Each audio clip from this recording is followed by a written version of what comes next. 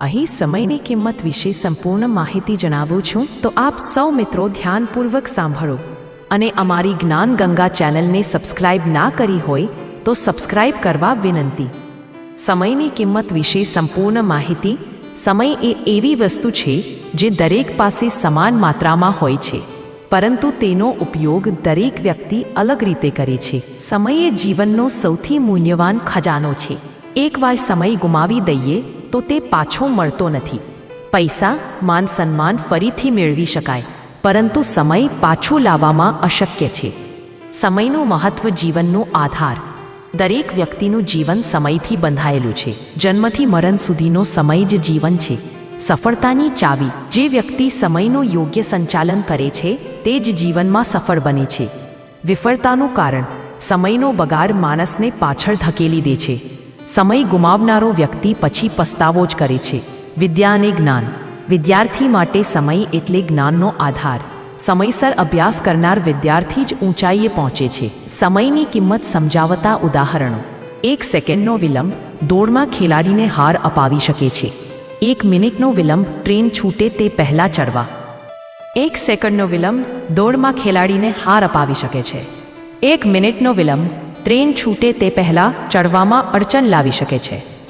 1 દિવસનો વિલંબ વેપારમાં મોટું નુકસાન લાવી શકે છે.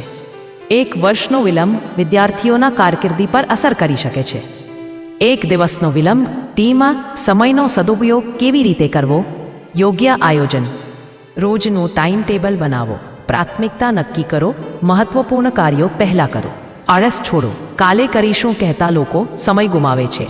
એકાગ્રતા રાખો. સમય દરમિયાન ધ્યાન વિખેરાવા ના દો. શીખવાની વૃત્તિ રાખો. સમયનો ઉપયોગ નવી બાબતો શીખવામાં કરો. ધર્મ અને સમય. ધાર્મિક દૃષ્ટિએ પણ સમયને ઈશ્વરનું સ્વરૂપ માનવામાં આવ્યું છે. ભગવદ્ ગીતામાં શ્રી કૃષ્ણ કહે છે, કાલોસ્મી લોકક્ષય કૃત પ્રવિદ્ધ. એટલે કે હું સમય છું જે દરેક વસ્તુનું નાશ અને સર્જન કરે છે.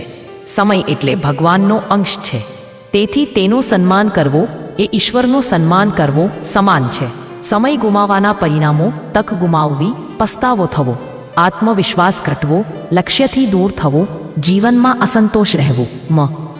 સમયનો સાચો ઉપયોગ કરનાર મહાન વ્યક્તિઓ. મહાત્મા ગાંધી. દરેક મિનિટનું આયોજન કરેલું. Doctor APJ Abdul Kalam. સમયનો શ્રેષ્ઠ ઉપયોગ કરીને વિજ્ઞાનમાં ભારતને આગળ વધાર્યું. સ્વામી વિવેકાનંદ.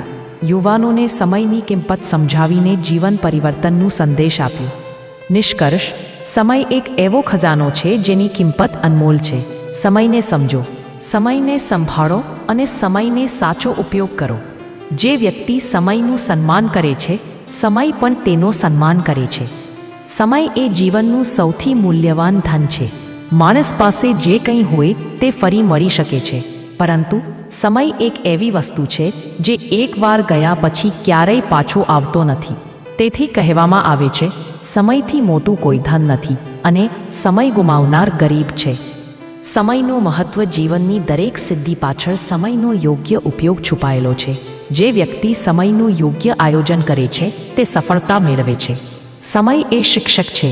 તે આપણને શિસ્ત, ધીરજ અને પરિશ્રમ શીખવે છે. જે લોકો કાલે કરીશું કહે છે તેઓ ક્યારેય પોતાના લક્ષ્ય સુધી પહોંચતા નથી. આજનું કાર્ય આજે જ કરવું એ જ સફળતાનું મંત્ર છે.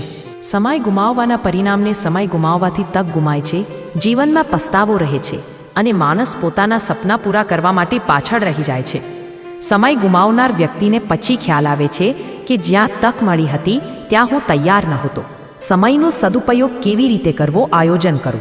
રોજનું ટાઈમ ટેબલ બનાવો. લક્ષ્ય નક્કી કરો. સ્પષ્ટ ધ્યેય વિના સમયનો ઉપયોગ શક્ય નથી. આળસ દૂર કરો.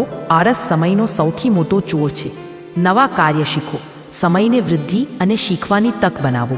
ધ્યાન કેન્દ્રિત રાખો. સમય દરમિયાન મન ભટકાવા ન દો. ધર્મ અને સમય. ભગવાન શ્રી કૃષ્ણે ગીતામાં કહ્યું છે, હું સમય છું જે બધું સર્જે છે અને નાશ પણ કરે છે. અર્થાત સમય એ ઈશ્વરનું સ્વરૂપ છે. તેથી સમયનો સન્માન કરવો એ ઈશ્વરનો સન્માન કરવો છે. નિષ્કર્ષ. સમયની કદર કરનાર વ્યક્તિ જ જીવનમાં પ્રગતિ કરી છે. સમયને ન બગાડો, કારણ કે સમય બગાડવો એટલે જીવન બગાડવું. સમય અમૂલ્ય છે. તેને સાચવો, સંભાળો અને યોગ્ય દિશામાં વાપરો. સમયને જીતનાર જ જીવનને જીતે છે. સમય વિશે સુંદર સુવિચારો પોસ્ટર માટે. સમય જ જીવન છે, તેને વ્યર્થ ન જાવ. સમય જ જીવન છે, તેને વ્યર્થ ન જવા દો. સમયનું સન્માન કરો, સમય તમારું સન્માન કરશે. સમય ક્યારેય રોકાતો નથી, તમે જ તેને રોકી શકતા નથી. આજે કરવાનું કામ કાલે નહીં, કારણ કે કાલ ક્યારેય આવતો નથી. સમયની કિંમત ફક્ત તે જાણે છે જેને તેને ગુમાવ્યો છે. વિદ્યાર્થી માટે સમય એ જ સફળતાની ચાવી છે. સમય એ ઈશ્વર છે, તેને માન આપો. સમયને ન વેડફો, સમય તમને વેડફી દેશે. મિત્રો, આપની જ્ઞાન ગંગા ચેનલને સબસ્ક્રાઇબ ના કરી હોય તો સબસ્ક્રાઇબ કરી લેજો અને બાજુમાં આપેલા બેલ બટન પર ક્લિક જરૂરથી કરજો, જેથી અમારા આવનારા જ્ઞાન ગંગા ચેનલના નવા વિડીયોનો નોટિફિકેશન તમારા સુધી પહોંચી શકે. તો આવજો મિત્રો, ફરી મળીશું જ્ઞાનના નવા વિડીયો સાથે. જય માતાજી.